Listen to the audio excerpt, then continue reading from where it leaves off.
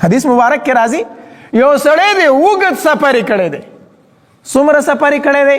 د دې پاکستان نه تللی دی سعودیه ته، په حرم شریف کې کعبې ته مخامخ ولاړ دی. دومره اوږد سفر یې کړی دی. اشخص اغبره ببر سری دی، دوړې پې الوتې دي، په یو احرام کې دی،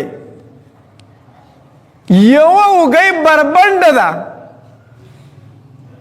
او حرم کې ولاړ دی او لاسونه یې اسمان ته اوږده کړي او جاړي او څه وایي یا ربي یا ربي یا ربي، وا ربه زما وا ربه زما وا ربه زما. بیا هم د دغه انسان دعا الله نه قبلوي. ګوره چې سړی د مسافر دعا نه د الله تبارک وتعالی نه رد کوي. حدیث مبارک کې راځي د مسافر سړي دعا الله نه رد کوي.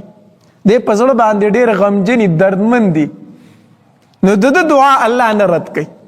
یو بل د ده سفر کړی دی، دویم دا دی چې ببر سر دی، دوړې پې الوتې دي، لاسونه یې اسمان ته اوږده کړي دي، جاړي. ما ته چې ورته ګورو نو زمونږ پې څه راځي؟ ترس راځي. خو الله تبارک وتعالی ته دی جاړي او بیا هم الله دعا نه قبلوي. ولې نه قبلوي؟ حدیث مبارک کې راځي ومطعمه حرام، ډوډۍ د حرامو ده، ګېډه یې دننه د حرامو ډکه ده، ومشربه حرام، اوبه یې د حرامو دي، وملبسه حرام، جامې د حرامو دي. په حرم کې ولاړ دی خو په بدن چې کوم احرام دی دا هم په حرامو پیسو اخیستی دی. حج له تللی دی، عمرې له تللی دی، حرامو پیسو تللی دی، هغه احرام یې پکې هم په حرامو اخیستی و.